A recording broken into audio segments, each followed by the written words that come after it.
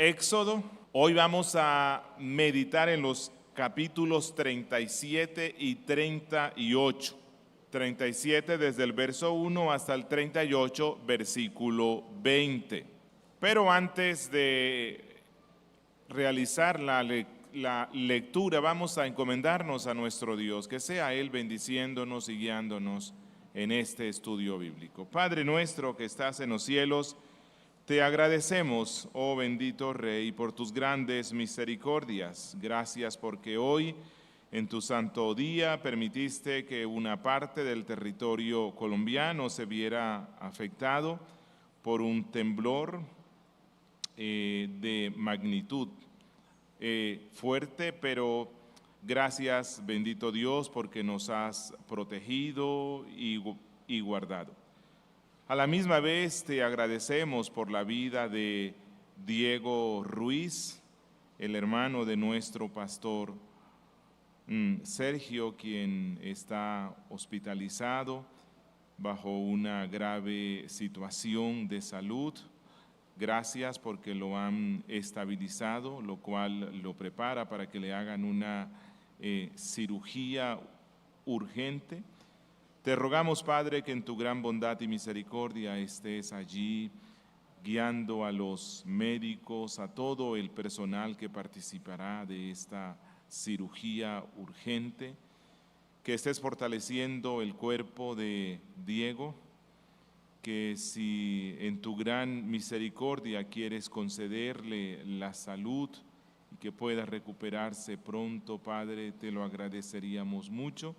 Esto sería de consuelo también para nuestro pastor, quien acaba apenas de despedir a su padre.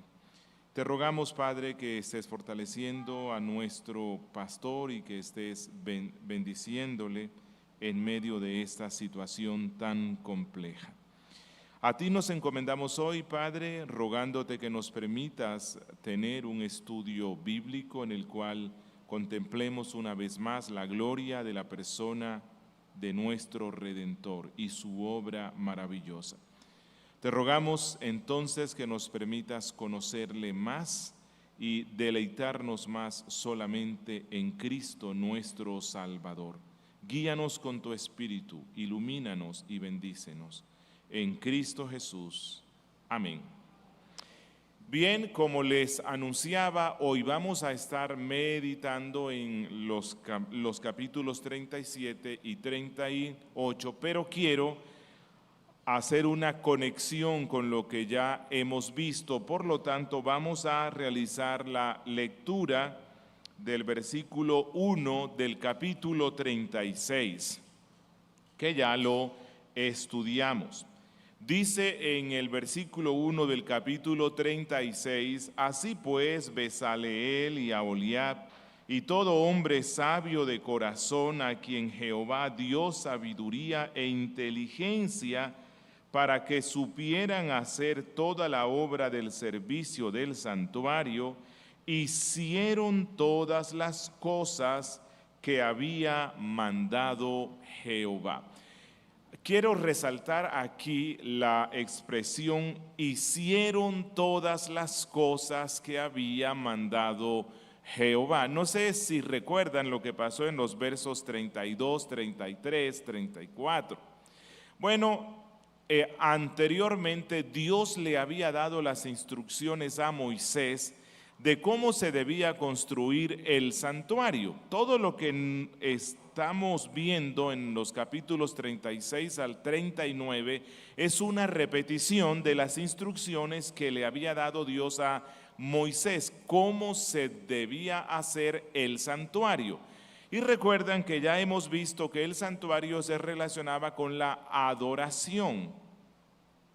Y que Dios quiere que el pueblo le adore no conforme a sus imaginaciones, sino como Dios manda, que Dios es celosísimo respecto a su adoración y no lo deja a la inventiva del hombre, no lo deja a la discreción del adorador, sino que Dios mismo es el que dice cómo quiere ser adorado. Pero luego en los capítulos 32, 33, 34, vemos que el pueblo quiso adorar a Dios conforme a sus imaginaciones.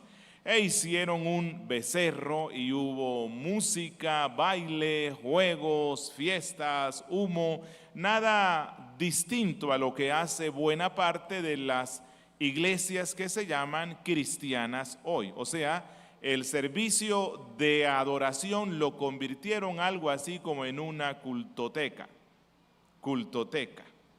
¿cierto? Y entonces Dios castigó severamente al pueblo por inventar su propia forma de adoración. Pero lo que vemos en los capítulos 36, 37, 38 y 39 es que el pueblo, luego de esa reprimenda y de ese castigo tan serio que les dio Dios, deciden obedecerlo y hacer las cosas como Dios manda. Así que Moisés aquí nos describe la construcción del santuario conforme al mandato que había dado Dios. Y es interesante la expresión, hicieron todas las cosas que había mandado Jehová. Ellos ya se dieron cuenta que en el tema de la adoración, el ingenio o la inventiva, aunque sea con buena intención del hombre, es abominable ante Dios. Entonces vamos hoy a continuar viendo cómo es que este pueblo obedece a Dios en el tema de la adoración, construyendo el santuario como Él lo envió. Y este santuario, tabernáculo que se le dice en la Biblia, no solamente era un sitio de culto para Israel. Hebreos en el capítulo 8, versículo 5 nos dice que este santuario terrenal que el pueblo construyó iba a fungir como una sombra o tipo de una realidad celestial que iba a traer nuestro Redentor. Entonces el santuario apuntaba hacia Cristo. El santuario apuntaba hacia la redención efectuada por Él. El santuario apuntaba hacia la iglesia de Cristo. Y esa es nuestra convicción. Como bautistas reformados, confesionales, estamos convencidos que toda la Escritura habla de Cristo. Porque el mismo Cristo dijo en Juan 5:39, escudriñad las Escrituras, porque ellas hablan de mí, dijo Él.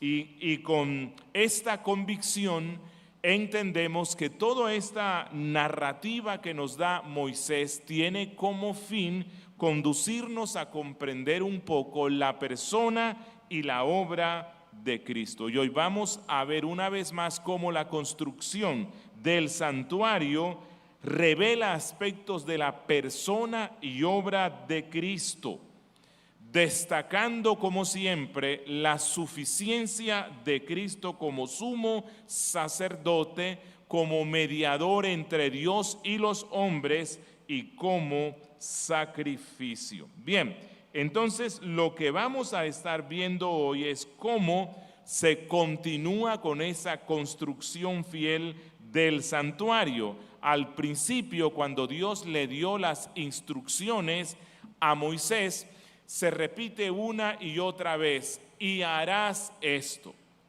Pero en los capítulos 36, 37, 38 y 39, lo que suele repetirse es, y ellos hicieron esto. Este es el cumplimiento. Bien, una particularidad que vamos a encontrar en el capítulo 37 y 38 es que, o un contraste con las instrucciones que le dio Moisés cuando iban para construir el santuario, es que en las instrucciones se empieza desde la parte exterior o menos santa hasta que se concluye en el lugar más santísimo, ¿verdad? Pero cuando se construye, cuando se empieza a poner los muebles que iban a estar dentro del santuario, se empieza a lo contrario, se empieza desde el sitio más interior hasta el sitio más exterior. Bien, aquí hay una serie de detalles, muchos detalles, y es fácil que se pierda uno en todas las, toda la mueblería y todo lo que se nos menciona aquí. Y no vamos hoy a entrar en ese aspecto porque ya lo hemos visto. Realmente vuelvo a insistir, esto es una repetición, solo que aquí la diferencia es que se nos dice e hicieron. Y anteriormente lo que Dios dijo es harás esto. Y del resto es una repetición. Pero quiero que nos centremos en tres aspectos que creo yo que son importantes y que Moisés quiere resaltar. Uno, que la repetición señala la importancia de obedecer los mandamientos de Dios, especialmente en aquello relacionado con la adoración. Dos, la tienda misma, el tabernáculo y su construcción es una señal de la gracia al dar la presencia de Dios a su pueblo, un pueblo que había sido ya rebelde. Y tercero, la construcción de los muebles y accesorios de la tienda señalan la gracia de Dios al proveer expiación para su pueblo. Así que hay tres elementos que quiero resaltar aquí. La importancia de obedecer los mandatos de Dios relacionados con la adoración. Dos, cómo la construcción del tabernáculo es una señal de la gracia de Dios, porque iba a ser un símbolo de su presencia en medio de su pueblo. Y tercero, quiero resaltar que la construcción de los muebles y elementos del tabernáculo señalaban hacia la gracia de Dios proveyendo para su pueblo expiación. Los ritos principales que se celebraban allí se relacionaban con la expiación. Así que hoy vamos a estar viendo la adoración es obediencia, una obra eficaz. Así que vamos a empezar con el primer elemento, que es cómo la repetición nos lleva a comprender la importancia de obedecer los mandamientos de Dios, especialmente en lo relacionado con la adoración. Y es que Moisés una y otra vez nos hace ver que si el pueblo desea disfrutar siempre de la presencia de Dios, que si el pueblo desea conocer a Dios, acercarse a Dios, tener comunión con Dios en la adoración, entonces la adoración debe hacerse como Dios manda, conforme a las instrucciones que Él da. Ok, y el pueblo había aprendido la lección de cuáles son las consecuencias de la falsa adoración. Recuerden capítulo 32, 33 y 34. Las consecuencias fueron desastrosas, aunque la adoración que inventaron ellos fue atractiva. Recuerdan, todo el mundo estaba de fiesta. ¿Y quién no quiere estar de fiesta? Qué rico, ¿verdad? Y entonces el pueblo aprendió la lección. La adoración es una fiesta, pero es una fiesta solemne, porque están delante de la presencia especial del Dios Santo. Así que no es un tiempo para holgorio, no es un tiempo carnavalesco, Es un tiempo de adoración solemne, meditando delante de quién estamos, del Dios Santo.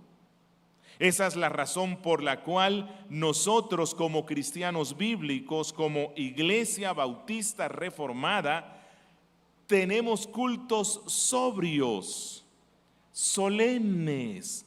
Venimos con gozo, pero es un gozo solemne. Aquí no hay espacio para el jolgorio, los gritos, para esa expresión frenética de emociones. No, aquí cantamos y adoramos a nuestro Dios con emociones santificadas, controladas, dominadas por el Espíritu, centradas en contemplar a aquel que es el objeto de nuestra adoración, no centrados en lo que yo siento o quiero sentir.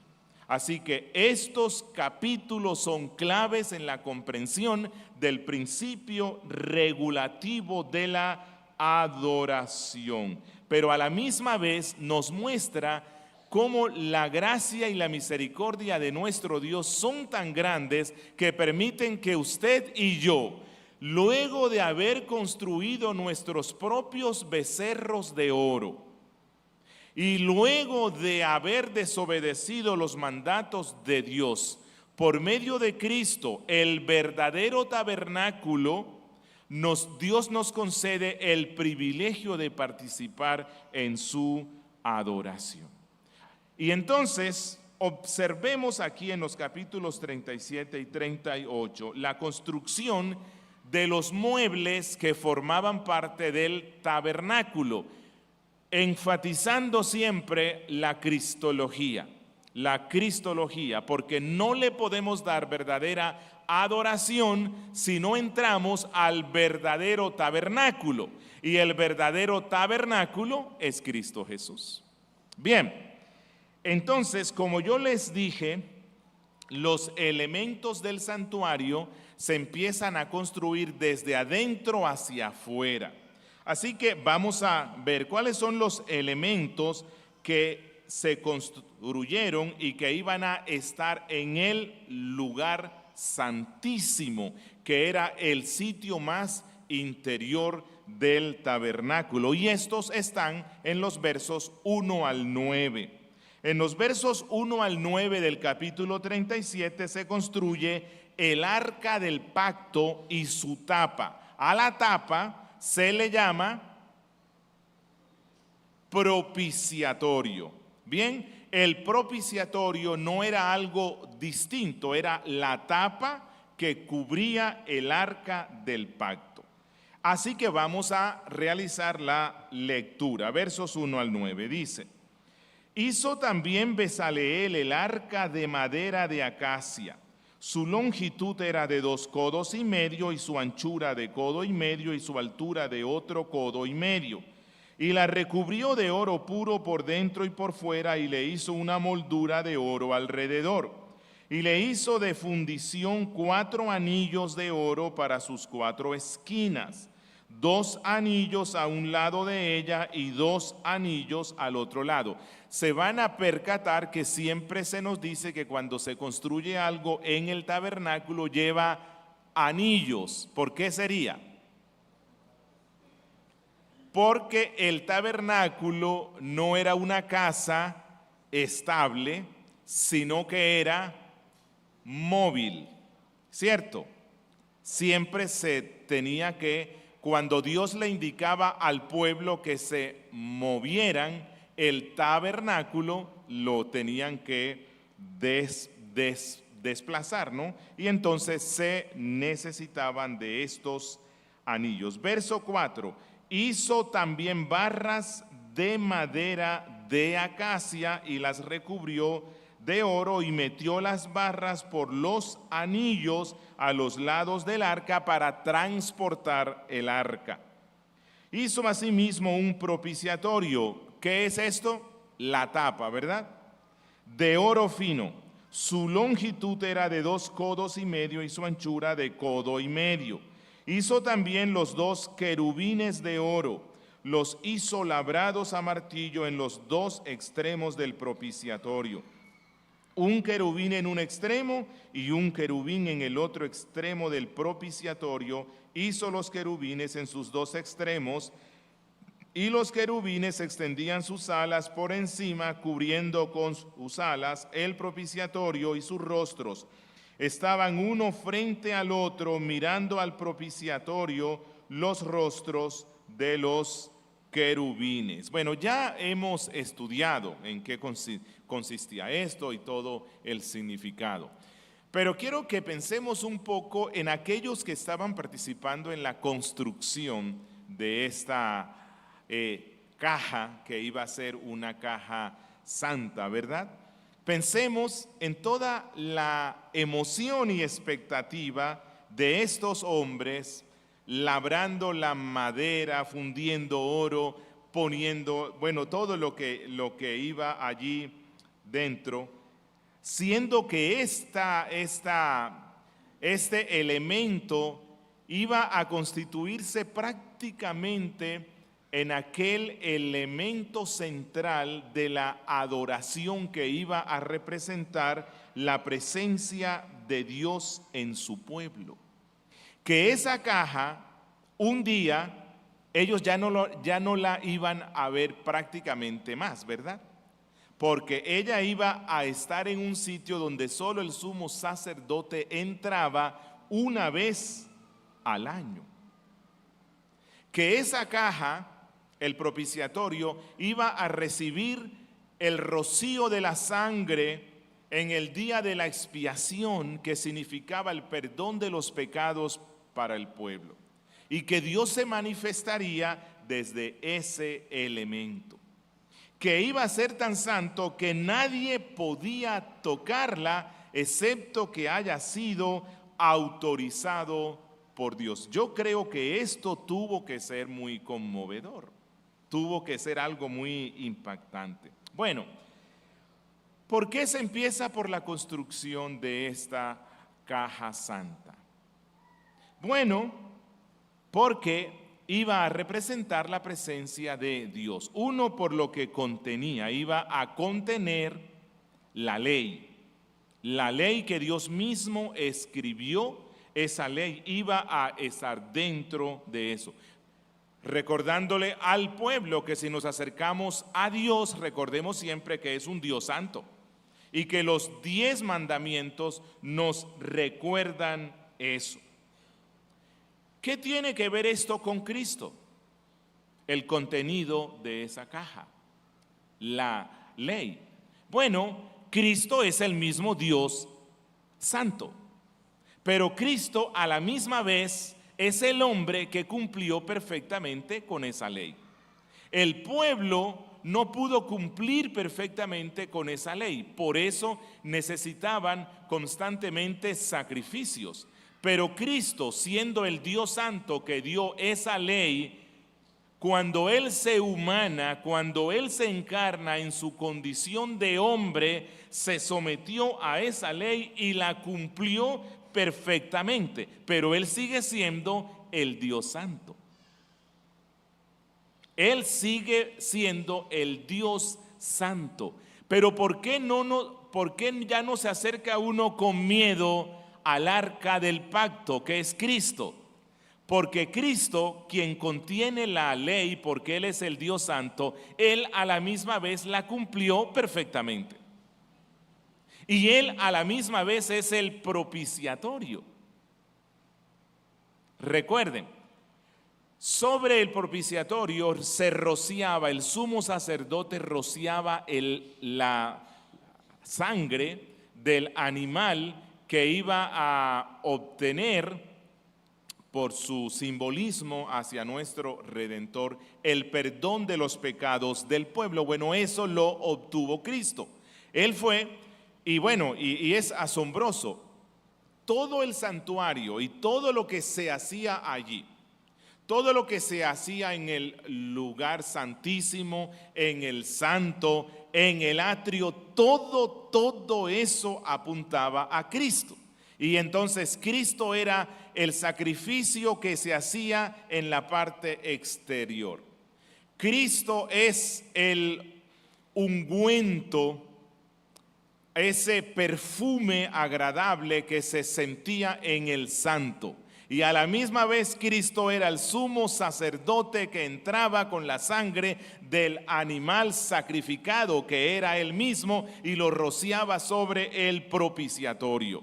Y Cristo a la misma vez es el propiciatorio que propicia la ira de Dios, que la satisface y a la misma vez propicia nuestra bendición. Cristo lo es todo. Y el santuario nos lo recuerda. Recordemos que dentro de esta caja santa, allí iba a estar también una porción del maná, del pan del cielo. Pero ¿qué dijo Cristo en el Nuevo Testamento? Moisés nos dio el verdadero pan del cielo. El verdadero pan del cielo os lo da Dios, y ese soy yo. Así que la ley apuntaba a Cristo, el maná apuntaba a Cristo, quien es el verdadero pan del cielo. La vara del sumo sacerdote que reverdeció iba a estar allí. Y también nos habla de Cristo, porque Cristo es el verdadero sumo sacerdote. Y a la misma vez nos habla de Cristo, quien es el Rey. Y a la misma vez nos habla de la resurrección. La vara seca del sumo sacerdote, que ya estaba muerta, reverdeció, cobró vida. Eso fue lo que pasó con Cristo, y esto estaba anunciando la resurrección de Cristo, y a la misma vez la vara estaba hablando de nosotros, que somos los frutos de la resurrección de Cristo, porque ella no solo reverdeció, ella floreció y ella dio frutos, y estaba anunciando que la obra de Cristo, al ir a la muerte y luego ser resucitado por el poder de Dios, iba a obtener muchos hijos para él. Así que todo en el lugar santísimo, y especialmente ese elemento, nos hablaba acerca de Cristo. Y algo más, la caja santa estaba hecha ¿de qué? De madera. ¿Y de qué más? Y de oro. La madera es un elemento natural que, aunque dura mucho tiempo, bueno, hay unas que sí, no obstante, con el tiempo pueden desvanecerse, ¿verdad? Así que la madera nos habla de la humanidad de Cristo. Cristo hombre, que estaba sujeto a las debilidades del cuerpo.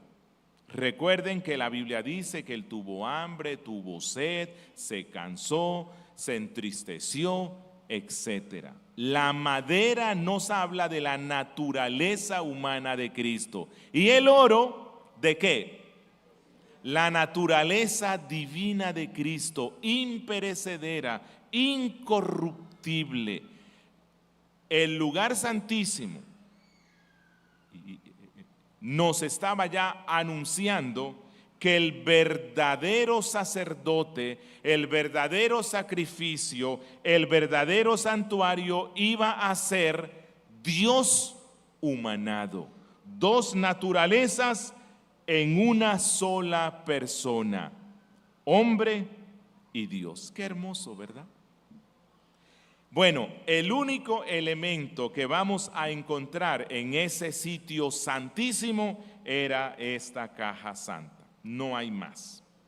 Luego, Moisés nos dice que se construyeron los elementos que estaban en el sitio santo.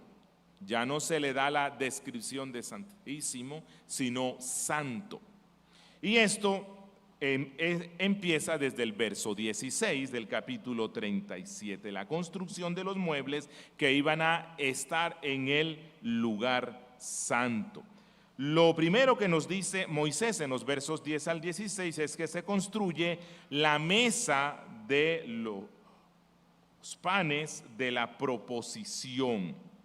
Miren esto, verso 10. Hizo también la mesa de madera de acacia, su longitud era de 2 codos y su anchura de 1 codo y su altura de 1,5 codos, y la recubrió de oro puro y le hizo una moldura de oro alrededor. Le hizo también un borde alrededor de 1 palmo e hizo una moldura de oro alrededor del borde y le hizo de fundición, recuerden, 4 anillos de oro. ¿Para qué era? Para transportarlo.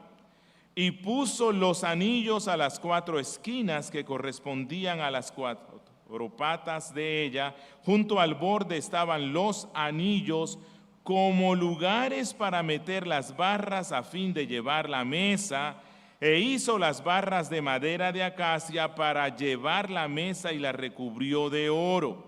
También hizo los utensilios que habían de estar sobre la mesa, sus platos, cucharas, jarrones, tazones, con que se había de libar, y todo era de oro puro. Bueno, el sitio principal era el lugar santísimo, ¿cierto? Y este elemento que se hizo, que se puso allí, esta caja santa, era el punto focal de la presencia de Dios en medio de su pueblo. Pero la mesa que se construye en el sitio santo, la mesa para el pan de la presencia, y eso es por lo que se le denomina de la proposición, o sea, era el pan de la presencia. Esta mesa simbolizaba la presencia de Dios para satisfacer todas las necesidades de su pueblo. ¿Recuerdan? Hay una relación en el Nuevo Testamento. Cristo le enseñó a los discípulos que cuando oraran todos los días, en su oración digan: el pan nuestro de cada día, dánoslo hoy. Bueno, este sitio, este elemento, iba a ser un recordatorio ante Dios: Señor, danos el pan nuestro de cada día. Satisface nuestras necesidades. Y entonces el pueblo los autorizados por Dios iban a poner allí cada día de reposo a unos panes que eran como un símbolo del sustento, eran símbolo del alimento. Y este pan iba a recordar al pueblo que toda la provisión viene de Dios y que ellos lo ponían allí para que le recordara a Dios que ellos estaban agradecidos por ese pan. ¿A qué apuntaba ese pan? A Cristo Jesús. Cristo es el verdadero alimento para el alma del creyente. Cristo alimenta y sustenta con todo lo que el alma necesita para que viva para la gloria de Dios. Y eso la Iglesia de Cristo lo recuerda cada domingo. ¿Por medio de qué rito? Del rito de la cena. La cena, la mesa de Cristo, contiene pan. Y este pan nos recuerda que nuestra vida espiritual se sostiene solamente porque Cristo, por medio de su muerte, su vida y su resurrección, alimentan nuestra alma. Versos 17 al 24, aún estamos en el lugar santo. Allí se construye el candelabro de oro puro, o la menorá. Miren los versos 17 al 24. Hizo asimismo el candelabro de oro puro, labrado a martillo, hizo el candelabro, su pie y su caña, sus copas, sus cálices y sus flores eran de lo mismo. Y de sus lados salían 6 brazos, 3 brazos del candelabro a un lado suyo, y 3 brazos del candelabro al otro lado suyo. En un brazo 3 copas en forma de almendras, un cáliz, una flor. En el otro brazo nuevamente copas en forma de almendras, un cáliz, una flor, y así en los 6 brazos que salían del candelabro. Así que si observan bien, este candelabro era un candelabro. Y en el verso 22 dice que hizo asimismo sus 7 lámparas. Era un candelabro que contenía 7 lámparas y todo fue hecho de oro puro. Bien, esta menorá o candelabro se convirtió en un elemento importante en el santuario. ¿Por qué? Porque ella alumbraba el lugar santo y el santísimo. Ella proveía de luz. Recuerden que el candelabro era totalmente cerrado, cortinas gruesas, y era oscuro. Para que el sumo sacerdote entrara a oficiar necesitaba luz. Para que pudiera ver dónde estaba el propiciatorio y rociarlo necesitaba luz. Así que la menorá o el candelabro proveía de esa luz. ¿Qué significado tiene esto? Bueno, la menorá era un objeto sagrado y de profundo significado en la adoración a Dios. ¿Por qué? Porque representaba la iluminación divina, la luz del cielo. Ella iluminaba todo lo relacionado con la adoración, que en la adoración no hay espacio para hacerlo a oscuras. Se necesita de la luz del cielo. Y esto apunta hacia Cristo. ¿Quién dijo, yo soy la luz del mundo? Cristo Jesús. Él dijo que Él es la luz del mundo. Él es el candelabro de oro puro, siendo Dios, la luz del cielo en medio de los hombres. La menorá representaba o simbolizaba la naturaleza divina de Cristo. Cristo era Dios andando en medio de los hombres, y por eso Él dijo, yo soy la luz de la vida. Yo soy la luz de los hombres. Aquel que desea adorar de una forma clara a Dios debe estar en el sitio donde está esa luz. Y el sitio donde está esa luz es Cristo. Y Cristo está en la iglesia. Y es interesante ver que Moisés dice que hizo 7 lámparas. Está el candelabro, Cristo, pero hay 7 lámparas. En Apocalipsis, cuando Cristo da su visión a Moisés, a Juan, ¿a qué se refiere Cristo con las 7 lámparas? A la iglesia. Porque si nosotros estamos en Cristo y Cristo es la luz del mundo, nosotros reflejamos esa luz. Por eso Cristo en el Sermón del Monte nos manda a que brillemos, que esa luz de Cristo que está en nuestras vidas alumbre en medio de un mundo oscuro. Por eso es absurdo que la adoración de buena parte de la iglesia cristiana hoy, incluyendo algunas que se llaman calvinistas, sea influenciada por la oscuridad del mundo. Y la adoración hoy usa ritmos musicales que son tomados de aquellos ritmos que más gustan en el mundo. O sea, la oscuridad entrando en aquel sitio que debe ser luz. Y es lo contrario. El mundo, así como pasó hace algún tiempo, en el siglo, todo lo que fue el medioevo, la reforma, el mundo fue impactado por la música sacra, por la música de la iglesia. Pero hoy día pasa lo contrario.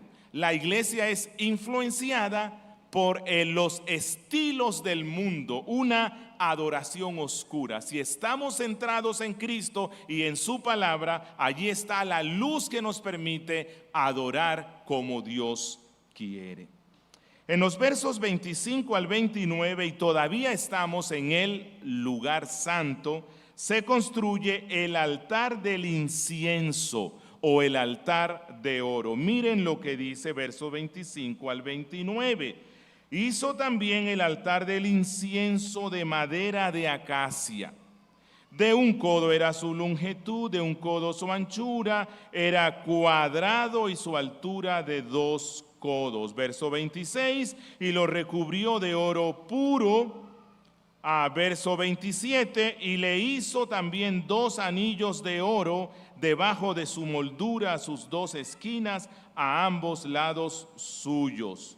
Y verso 29, hizo asimismo el aceite santo de la unción y el incienso aromático puro de obra de perfumista. Bueno, el altar del incienso era también un sitio clave en el lugar santo. Estaba ubicado al borde del velo que separaba al lugar santo del Santísimo. Y creo que eso tiene un sentido. Recuerden, ¿qué se hacía en la parte exterior? Bueno, en la parte exterior, como vamos a estar viendo, estaba el altar de los sacrificios, ¿no? ¿Y qué pasa donde se derrama sangre de animales constantemente? ¿A qué huele eso? Huele feo, ¿verdad? Así que ese sitio exterior representaba el lugar de los hombres, el lugar del pecado de los hombres y donde se hacía el sacrificio por los hombres. Recuerden que Cristo fue sacrificado fuera de la ciudad.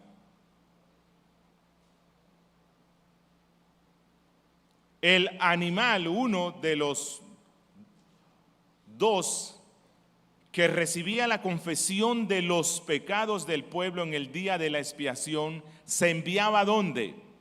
Fuera del campamento, representando la inmundicia.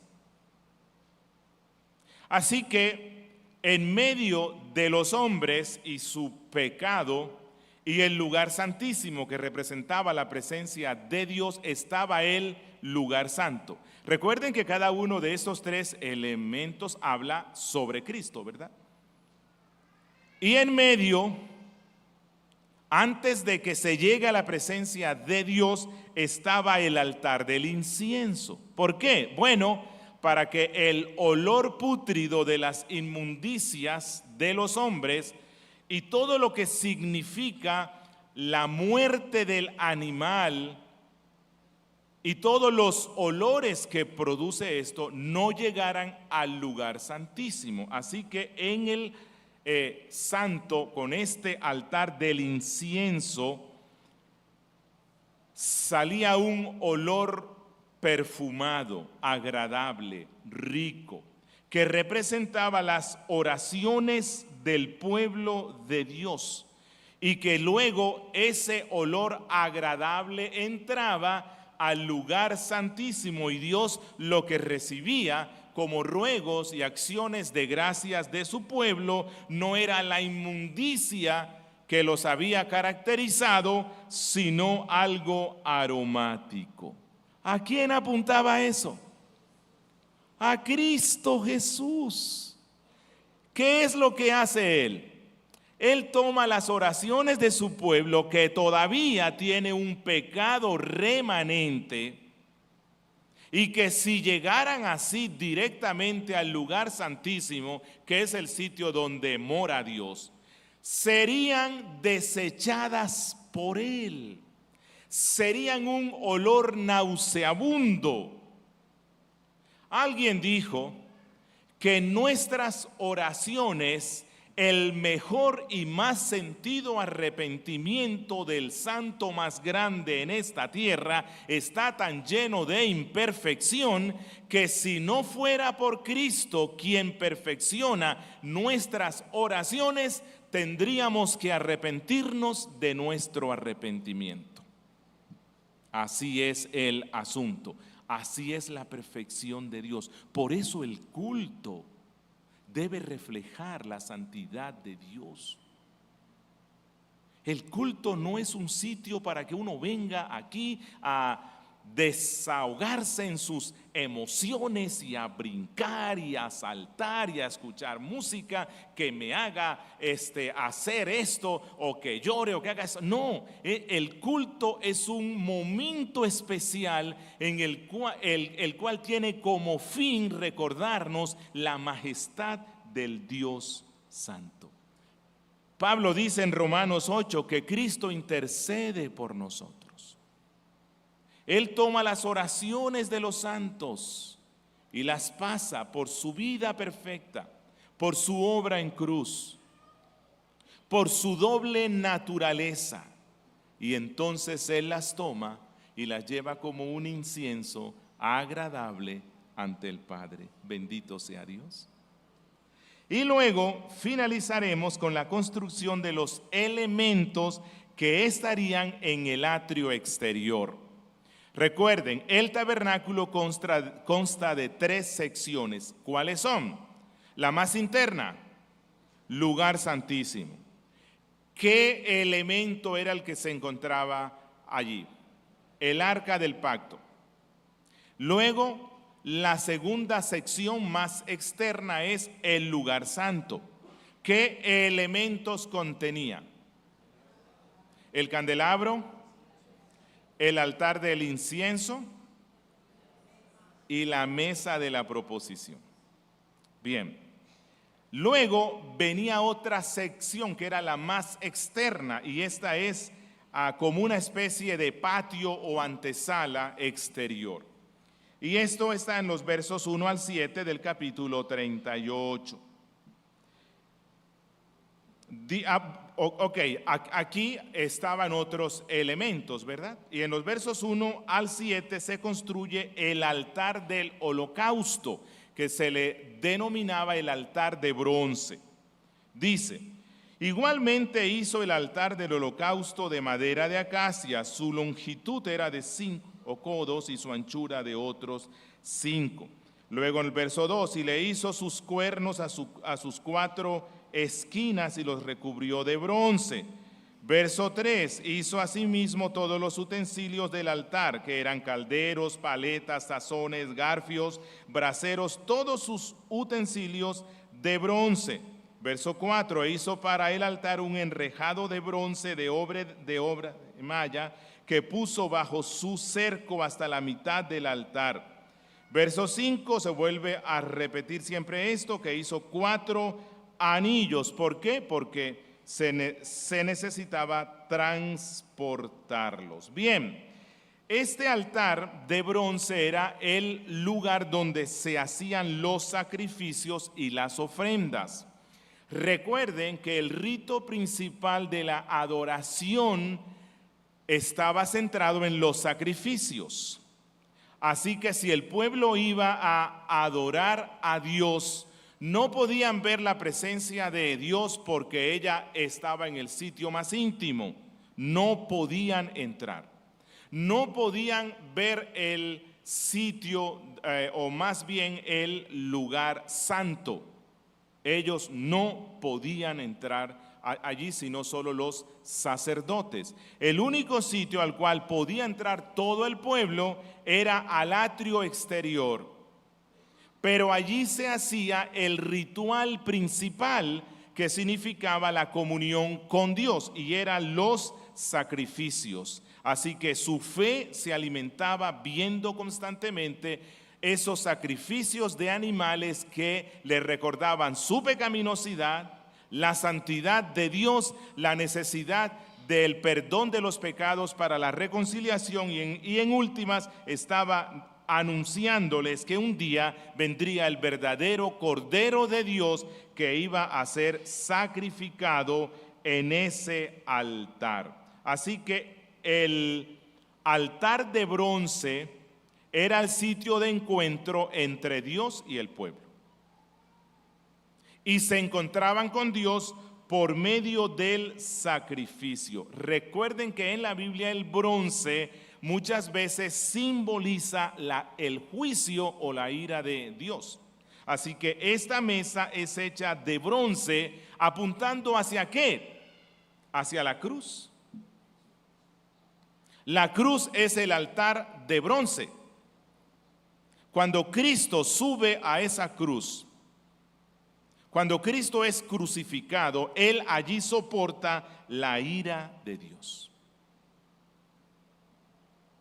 Y a la misma vez, Cristo era el cordero que se sacrificaba en ese altar. Y en los versos 9 al 20 se construye ya todo lo que era este patio exterior. Hizo asimismo el patio o atrio al lado del mediodía al sur.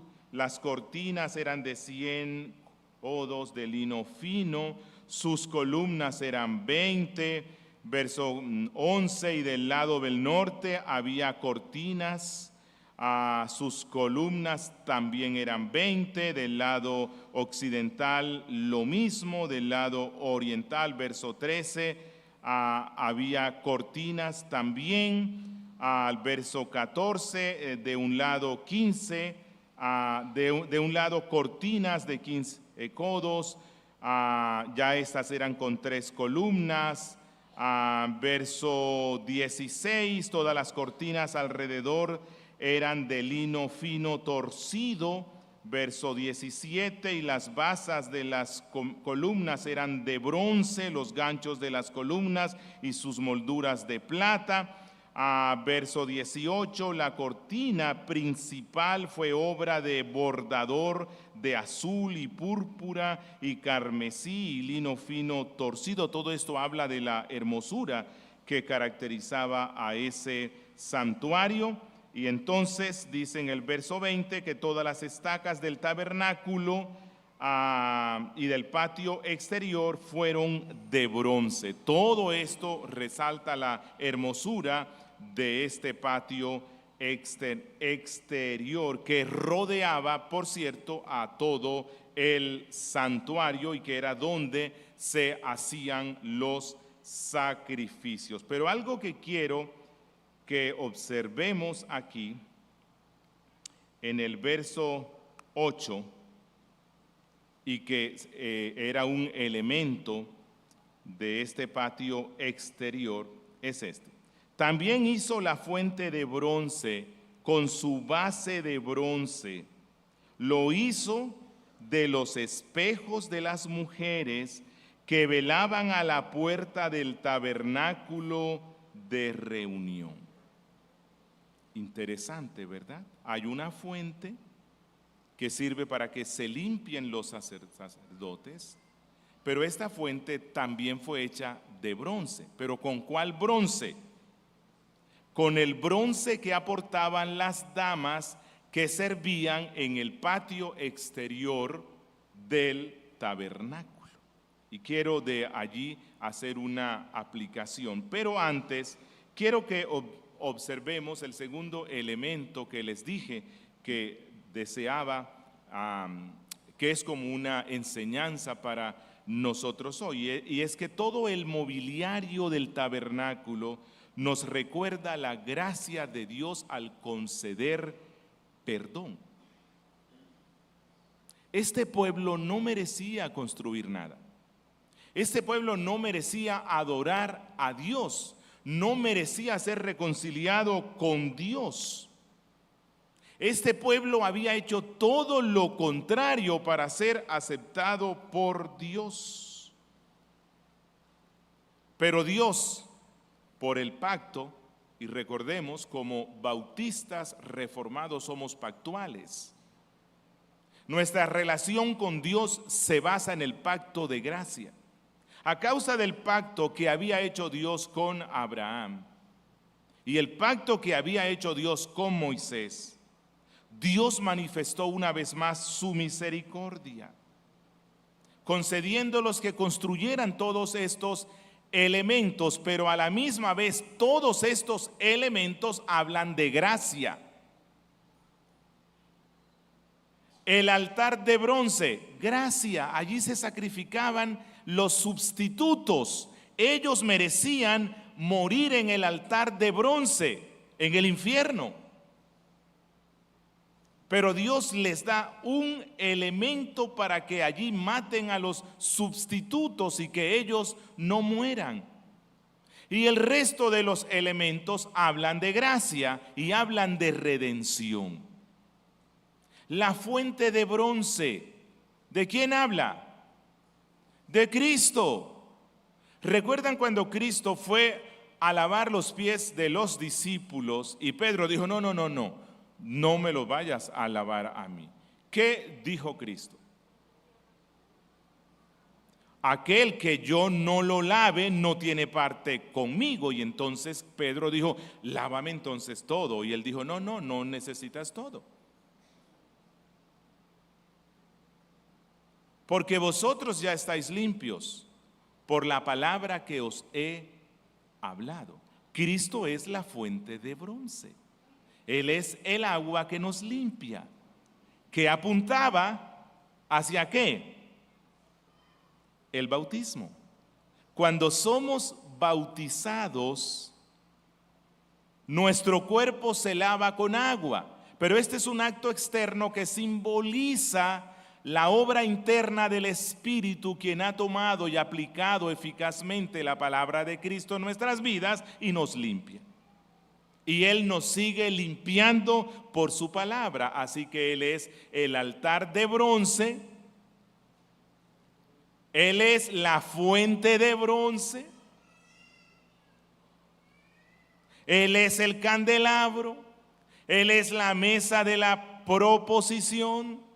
Él es el altar del incienso. Él es el arca del pacto y todo lo que contenía esa arca. Somos salvos por gracia, hermanos. Y si hoy podemos adorar a nuestro Dios, al Dios Santo, es por pura gracia, porque Dios construyó un santuario mejor y eterno. Y ese es Cristo. Y ese es Cristo. Y quiero finalizar con una aplicación especialmente para las damas. Bueno, ya he hecho muchas aplicaciones, pero me pareció interesante ver que la fuente de bronce, que era un elemento importante en la adoración, fue hecho con el bronce provisto por unas damas que se encargaban de hacer el aseo en este patio exterior. Y dice que el bronce era de sus espejos. ¿Para qué usan las damas los espejos? Bueno, porque ellas quieren verse bien. Y está bien, hermanas. Y está bien, eso es bueno. Una dama debe procurarse ver bien, no desordenada, desaliñada, no, que se vea bien, estéticamente bien, adornada, dice el apóstol, ¿verdad? Sin excesos, sin excesos. Así que una dama sin el espejo no es nada. No voy a afirmar eso, no. Pero un espejo es algo importante para las damas. ¿Qué hicieron ellas con sus espejos? Que era algo importante. Y eran pobres. Ellas eran exesclavas. Ellas no tenían plata para comprarse un espejo de bronce, eran caros. Así que los espejos posiblemente se los dieron sus jefas cuando ellas salen de Egipto, que Moisés dice pidan. Y entonces ellas les dieron los espejos de bronce. Era algo preciado, relacionado con el ser mujer, y se desprendieron de eso. ¿Para qué? Para la adoración. Ellas no iban a estar haciendo los sacrificios, no iban a ministrar en el tabernáculo, eso le correspondía a los hombres. Pero ellas participaron de la adoración desde su anonimato, contribuyendo con sus bienes para que esta adoración fuera fiel. Qué hermoso, ¿verdad? Qué hermoso. Son muchas las lecciones que se pueden extraer de estos textos, pero creo que ya he compartido suficiente. Y la principal es: adoremos a Dios como Él manda. No como la mayoría de los cristianos de nuestro siglo quieren hacer para atraer a los jóvenes. No como el mundo y sus estilos lo impongan. Es como la Biblia dice. Y concluyo. ¿Qué nos dice el Nuevo Testamento que son los elementos del culto cristiano? La enseñanza apostólica nos dice que en el culto, en la adoración cristiana, se hacían oraciones, lectura y explicación de la Biblia, cantos de salmos, himnos, pero sigue siendo salmos, celebración de la cena, partían el pan, recolección de las ofrendas. Pablo dice que en este día es que se recogen las ofrendas, el domingo. Y los servicios finalizaban con una benedicción o con una bendición. Por eso usted en un culto de una iglesia bautista reformada, o sea, de la Confesión de Londres, no encontrará ninguna otra cosa. No vamos a tener aquí la celebración del cumpleaños del pastor. No vamos a hacer aquí la celebración del día del pastor. La celebración en el culto del día de la madre. La celebración de la presentación de un bebé. No hay absolutamente nada de eso. ¿Por qué? Porque Dios es celoso en la adoración. Y el tiempo se me fue. Bueno, eran 2 capítulos extensos. Creo que hay tiempo para una sola pregunta.